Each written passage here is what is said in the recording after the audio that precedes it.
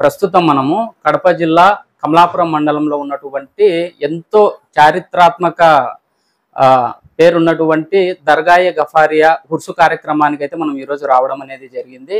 ఈ హుర్సు కార్యక్రమంలో వేలాది మంది భక్తులు మత సామరస్యానికి అనుకూలంగా కుల మతాలను పట్టించుకోకుండా ప్రతి ఒక్కరు కూడా ఇక్కడికి వచ్చేసి ఇక్కడ ఉన్నటువంటి చుట్టుపక్కల గ్రామాల నుంచే కాకుండా దాదాపు చాలా దూర ప్రాంతాల నుంచి కూడా వచ్చి ఇక్కడ ఉన్నటువంటి దర్గాను దర్శించుకోవడం అనేది జరుగుతుంది.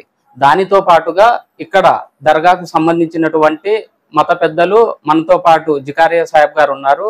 వీరు మనకు గఫారియా ట్రస్ట్ తరపున చాలా మంది పేదవారికి 3 పూట్ల కూడా అన్నదానం అనేది చేయడం అనేది జరుగుతుంది. మనకి ఈ దర్గాకు సంబంధించినటువంటి చరిత్ర ఏంటి, ఈ దర్గా మరియు ట్రస్ట్ తరపున ఏ విధమైన కార్యక్రమాలు అనేది చేస్తున్నారనే పూర్తి విషయాలను మనం జకారియా సాహెబ్ గారి మాటల్లోనే తెలుసుకునే ప్రయత్నం చేద్దాం. దర్గాకు సంబంధించి హిస్టరీ ఒకసారి అంటే ఇప్పుడు మేము బయట విన్నప్పుడు దాదాపు 106 సంవత్సరాలుగా ఇక్కడ దర్గా ఉందని చెప్తున్నారు.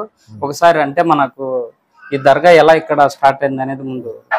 యాక్చువల్లీ దర్గా అండి, యాక్చువల్లీ గఫాషా హజరత్ శ్రీ హజరత్ సద్గురు గఫాషా రహమతుల్లా అలైహి గారు ఆయన వచ్చి పుట్టిన ప్రదేశం తమిళనాడులో వేలూరు దగ్గర రాణిపేట ఊరు ఉంది. అక్కడ ఆయన జన్మస్థలం అనమాట. అక్కడ నుంచి ఆయన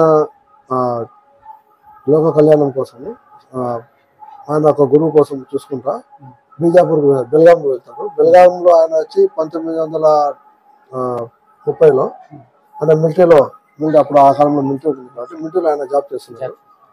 సో దాని తర్వాత ఆయన వచ్చి జాబ్ చేస్తుంటే అక్కడ ఉన్న ఒక మత గురువు బగదాద్ షరీఫ్ అంటారు కదా, దస్తగిరి స్వామి మహానీరు అంటారు మామూలుగా తెలుగులో. అక్కడ నుంచి పీఠాధిపతి ఒక ఆయన షేక్ అబ్దుల్ రజాక్ ఖాద్రీ రహమతుల్లా అలైహి గారు, వాళ్ళు జిలానీ అంటారు. జిలానీ అంటే వాళ్ళ కుటుంబీకులు అంటారు.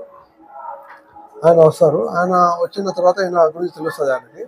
ఆయన వచ్చి బెల్గాంలో ఒక మిలిటరీ అంటే బ్రిటిష్ కాలంలో అప్పుడు మిలిటరీ ఉంది కదా, దేశభక్తి కోసం ఆయన దానిలో ఉన్నారు మిలిటరీ బార్డర్ లో.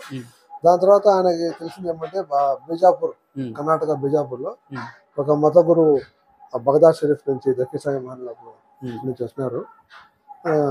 వచ్చి నేను చెప్తే ఈయన గఫార్ సాహెబ్ మహానీరు వచ్చి ఆయన దగ్గర వెళ్తారు.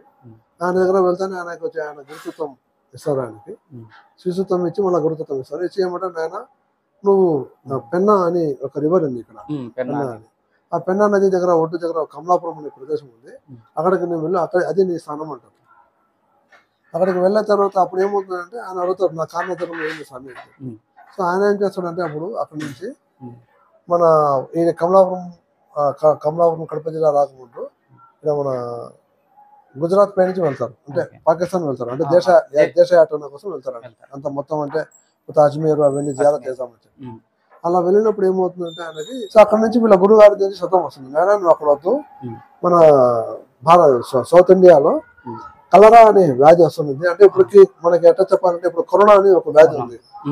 100 సంవత్సరాలు ఒకసారి ఒక వ్యాధి వస్తుంది. అప్పుడు ఆ కలరా అనే వ్యాధి వచ్చి అప్పుడు మన పాతోళ్ళకి బాగా ఐడెంటిఫికేషన్ ఉంటుంది, అంటే మా పల్లెల్లో ఉన్నటోళ్ళకి. కానీ న్యూ జనరేషన్ కి అంత ఐడియా లేదు దాని గురించి.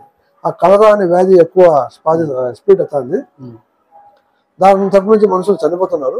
సో నువ్వు అక్కడ వెళ్ళేసి నేను నీకు చెప్పిన ఒక మంత్రం నువ్వు వచ్చి నువ్వు ఒక నీళ్ళ పైన ఇచ్చి నువ్వు అక్కడ ఊరికి వెళ్ళు అంటారు. సో ఆయన వచ్చేక ముందు ఆయన చాగల్మారి అని ఊరు ఉంది కర్నూలు డిస్టిక్ లో. అక్కడ వస్తానే ఆయన అక్కడ ఉండి అక్కడ నుంచి మళ్ళా కమలాపురం వచ్చే మధ్యలో మళ్ళీ పెన్నా రివర్ ఉంది. అక్కడ నుంచి బాగా వానలు బాగా పడి ఇవి ఎక్కువ అప్పుడు డ్యామ్ లేవున్నాయి అనమాట. ఎప్పుడంటే అప్పుడు నీళ్ళు వస్తున్నాయి, ఒకటిసారి వెళ్ళిపోతున్నాయి. సో అలా వచ్చినప్పుడు ఏమవుతుందంటే ఈయన ఎద్దుల బండిలో కూర్చొని వస్తుంటారు. ఈయన గృహనావాసం చేసుకుంటారు అలా అలా అని చెప్పుకుంటా వస్తుంటే అక్కడ ఏమవుతుందంటే అక్కడ రివర్ దగ్గర అక్కడ ఉండే రైతులు ఉంటారు కదా, ఏర్లు దాటేటోళ్ళు అవి ఎద్దుల బండిలో. అప్పుడు అప్పుడు దాటేటోళ్ళు అప్పుడు బ్రిడ్జిలు లేదనమాట, ఎప్పుడు వచ్చినాయి బ్రిడ్జిలు. ఆయన ఏమంటారంటే పక్కన వాళ్ళు స్వామి నువ్వు ఎద్దుల బండి ఎత్తాను బాబు, నువ్వు పోవద్దు ముందర, అది నీళ్ళు ఉన్నాయి ఆగు, తగ్గినాక మనం పోవాల్సిందే, ఇప్పుడు పోయేదాన్ని లేదు, పోతే వాళ్ళ కాళ్ళకు కొట్టుకొని నీ ఎద్దులు పోతాయి అన్ని అందరూ పోతారు, ప్రాణ నష్టం పోతుంది అని అంటారు. నిలబెడితే లోపల నుంచి శుద్ధం వస్తుంది గఫార్ సాహెబ్ మహానీరు. ఆయన ఏమంటారంటే లేసి ఏమైంది నాన్న ఎందుకు నువ్వు నిలబెట్టాలంటే స్వామి ఇట్లా ఏరు వచ్చింది అది అంటే భయపడుతు నాన్న దేవుడు మాతో ఉన్నాడు బిస్మిల్లా అని ముందర పోనీ అని చెప్తాడు. సో ఈయన బిస్మిల్లా అని ముందర పోతా అంటే ఆ పక్కన రైతులు ఇంకా ఉంటారు కదా వాళ్ళు ఏమంటారు మంచిగా చెప్పేటోళ్ళు. ఆయన ఫకీర్ బాబా మాట అంటే నువ్వు కూడా పోతావు, నీ ఎద్దులు పోతాయి, అన్ని పోతాయి, నువ్వు పిల్లలందరూ అనాథలు అవుతారు. సో ఏమేమంటే నా గురువు గారు ఏం చెప్పిన అదే రైట్ అని చెప్పి నా ముందుకు వచ్చేస్తాను. ఉమ్. ఎద్దుల బండి ఏర్ పై నుంచి పోతే ఈ పక్క నుంచి స్టార్ట్ అయిన తర్వాత ఆ పక్క ఆయన దాటుతారు. దాటిన తర్వాత చూస్తే ఆ ఎద్దుల బండి ఎద్దు ఉంటాయి కదా, ఆ ఎద్దుకు వచ్చి కనీసం అది తోక ఉంటుంది కదా, ఆ తోక కూడా నానిండదు అనమాట. సో అక్కడ చూసి మా చాలా మంది ఆయన దగ్గర శిశుత్వం తీసుకొని మళ్ళీ కమలాపురంలో మన శ్రీ శ్రీ శ్రీ హజరత్ దర్శిసాయి మహల్ దగ్గర ఆయన దగ్గర వస్తారు.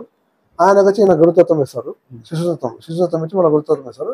ఆయన నుంచి వస్తా ఇప్పటికి మన దర్శిసాయి మహనీయులకు వస్తుంది. దాని తర్వాత ఆయన ఒక కుమారుడు ఒక ఖాదర్మీ సాయి మహనీయులు ఆయన వస్తుంది.